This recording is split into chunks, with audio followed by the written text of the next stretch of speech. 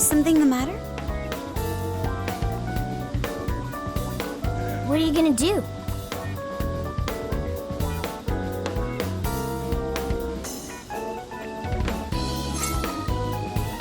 Let's get going.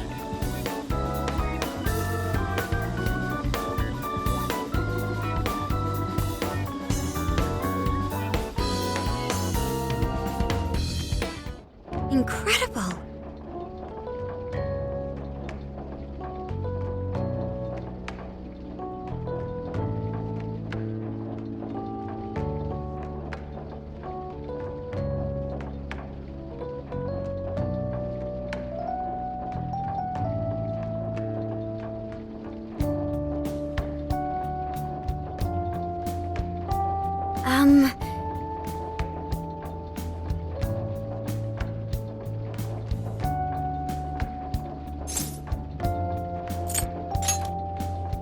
Well,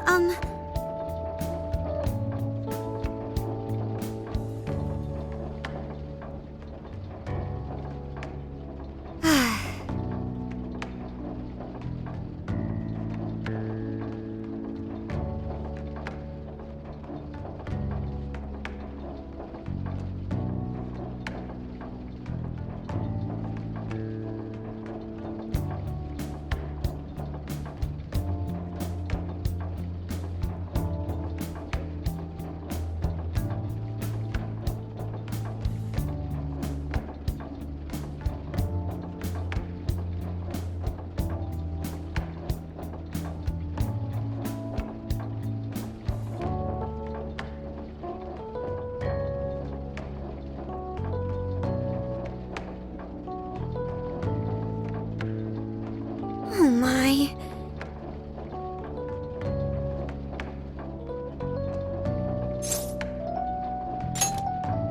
Do you think so?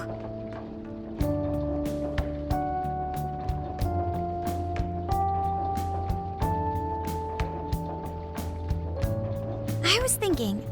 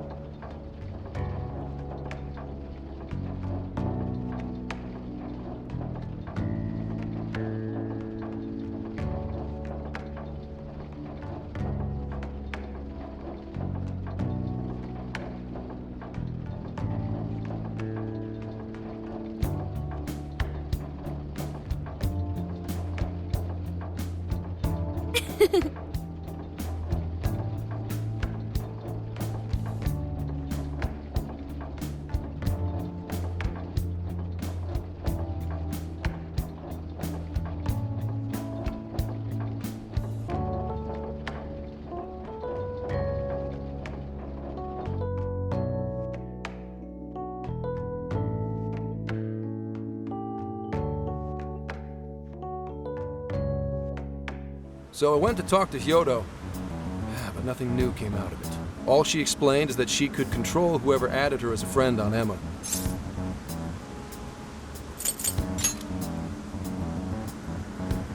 Not to worry, I have it with me.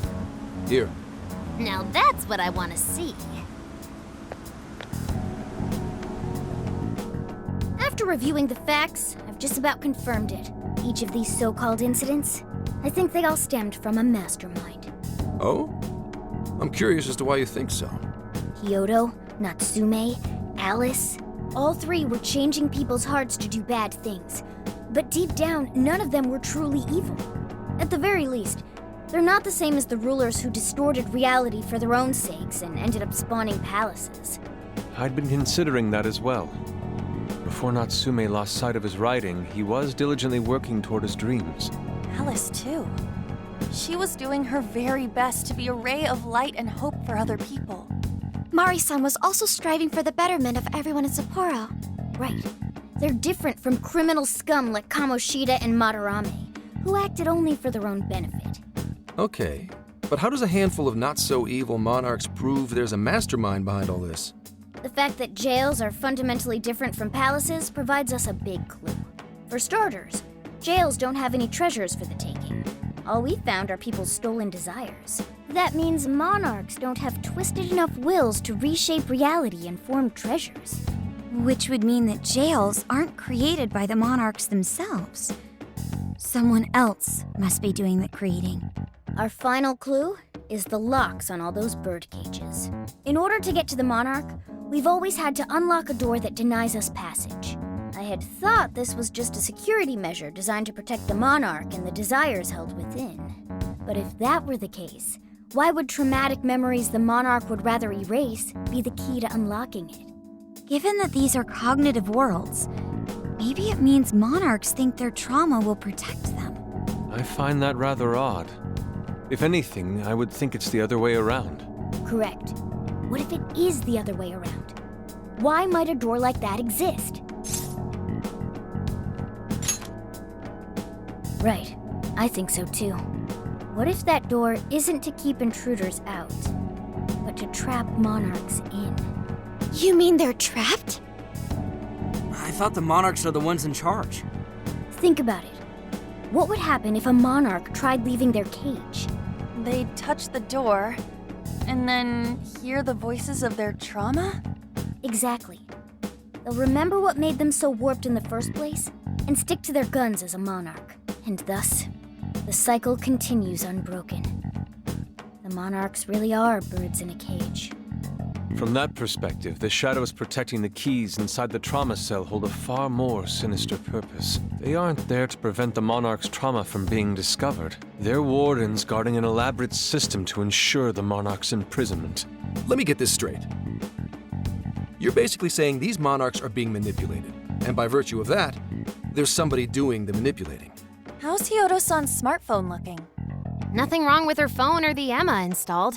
But I did find traces of surveillance. Huh, I'll bet it's the same snooper we keep running into, though I'm lost as to who it might be. So this observer and our mastermind may just be one and the same.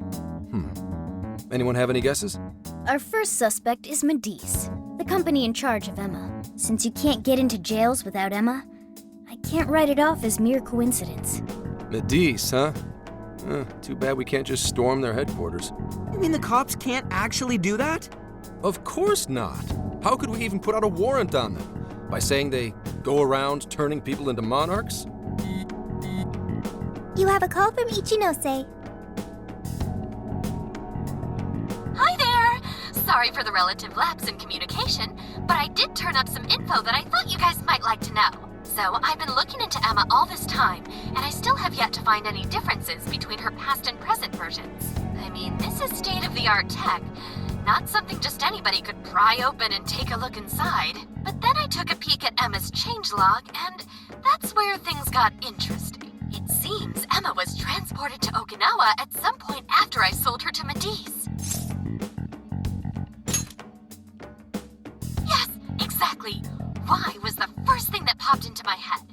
So I dug around some more, and I found that off the coast of Okinawa, on the island of Kokojima, Medice apparently has a research lab. Oddly enough, its existence is unknown to the public, and when I called to ask for records, nothing came up. Basically, they're running a secret research lab. How crazy is that? So, if Emma's been altered in any way, I would think it had to have been done on that island. Well, guys, wasn't I a super stellar source of information? You just leave it to me. I've become rather fond of investigating, actually. Well, guess it's bye for now, Phantom Thieves. Please regale me with tales of your adventure another time. So what did Ichinose-san say? Okinawa? Crystal clear waters? Shisa statues? Juicy pineapples? Shinsuko cookies? Oh, that too! It's that ramen-like thing, yeah? Guys, can you snap out of it? If it's an unregistered facility, we could always say we're conducting a field survey. That way we could ensure their cooperation.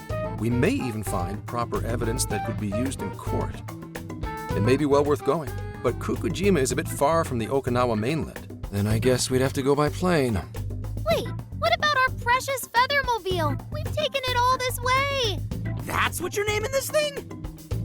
Plus, you said it'd be dangerous using public transportation. Even so, wouldn't it be too complicated to try to reach Okinawa by car? Give me a sec. Hey, what's up? Yeah, of course I'm aware, but I also have a job to do, you know? Who's he talking to? Why would I lie? I'm being honest, I swear. Of course I remember. The thing is, I'm a little... Oh. You got hung up on. Okay, guys. Plane's a no-go. We're driving. Huh? You mean we're going all the way to Okinawa by car? The thing is, I need to make a stop along the way. So we'll be heading to Kyoto first. Did you say Kyoto?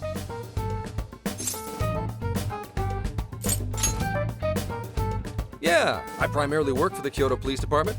I thought I'd take a moment to catch up, share intel, you know, cop stuff. After that, we head to Kobe. We can take a direct ferry to Okinawa from there. That ought to cut down on time. But that's still quite a distance, even to Kyoto. Not to worry, I'll do the driving. You're tagging along? Wait, am I to believe that Nijima's been doing all the driving? Okumura, I thought you already had your license.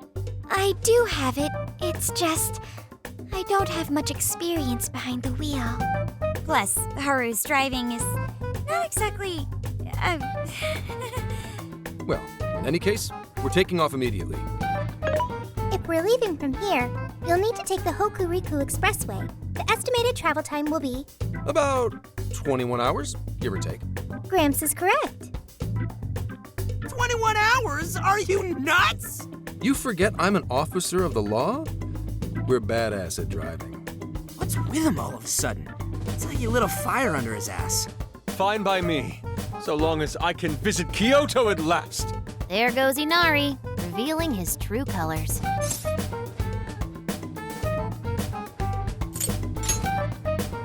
All right then, let's hit the road. I'll get you rascals there in record time.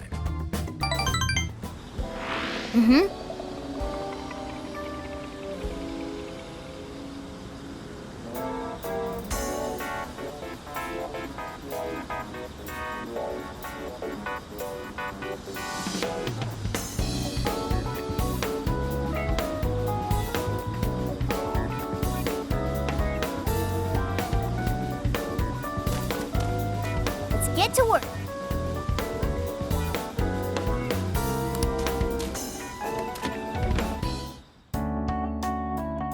What are you gonna do?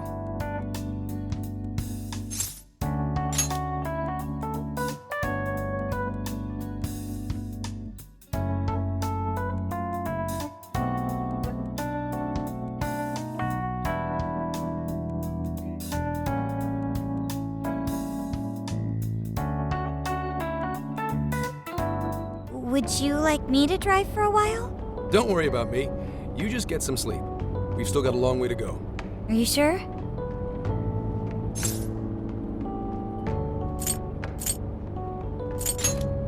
You kids don't need to be worrying over an adult like that. This is nothing for me.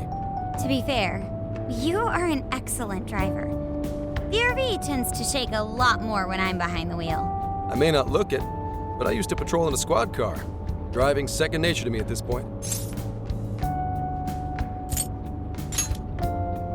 It was just part of the job. How tough is it, being police? Well, it sure ain't easy. Oh, right. You're studying to become some police bigwig, aren't you, Nijima? Yes, but I've only just begun. Wouldn't really recommend it myself. This job's nothing but hell. Your hours are a mess. You get transferred all over the place. Anything goes down at the scene, you get blamed. That may be so, but my heart's set on it, no matter how tough it may be. Thank you. Well, if your heart's set, then do what you gotta do. But as your future senior, I'll share this. The harder you work, the more you wind up putting the people in your life on the back burner.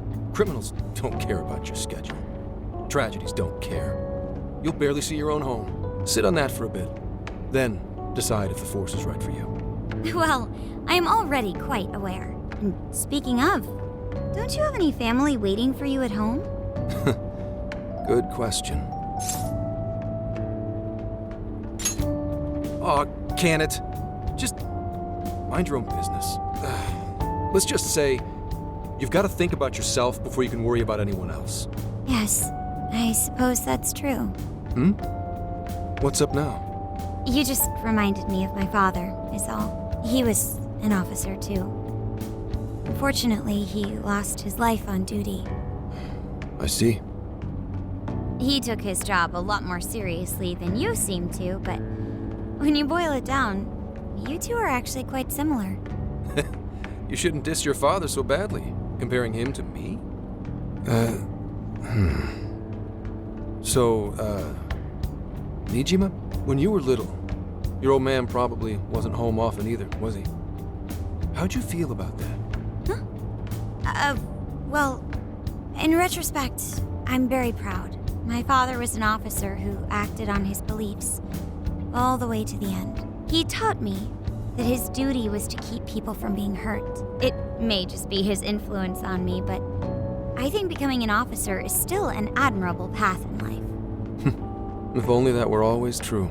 Our ability to help is restrained.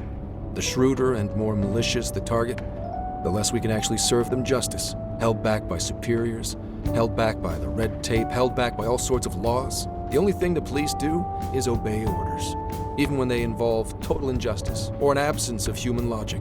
Basically, the cops I see every day are nothing but a bunch of spineless dogs. And that includes when I'm looking in the mirror.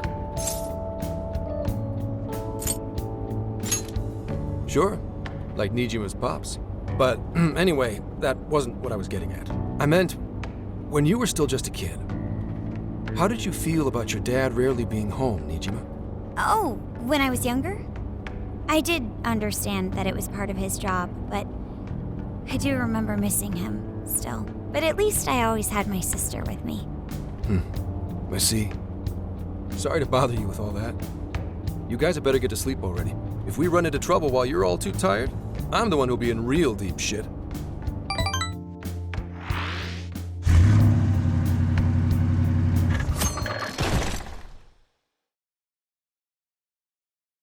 I slept so much that even sleep's boring now. What do? Well, is anyone feeling peckish yet? Although I suppose we've nearly reached Kyoto. Come on, Ryuji! Make us laugh. Don't tell me to perform for you. I ain't some comedian. Shit, not now. Well, I guess there's no reason not to. Go ahead. Make it quick, though. Just say I'm driving, and then I'll call back later.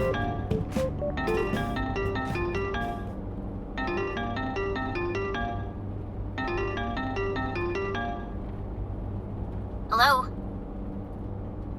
It's way past noon. Where are you? Don't tell me you forgot what day it is. We were supposed to visit Mom's grave together.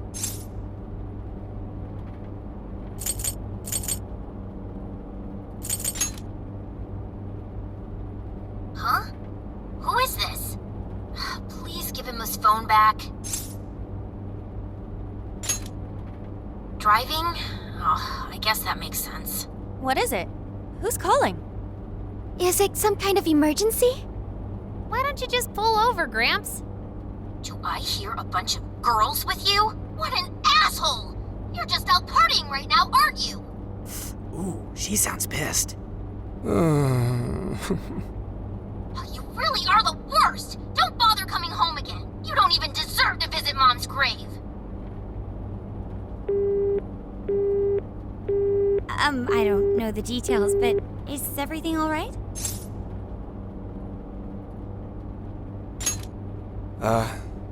I see.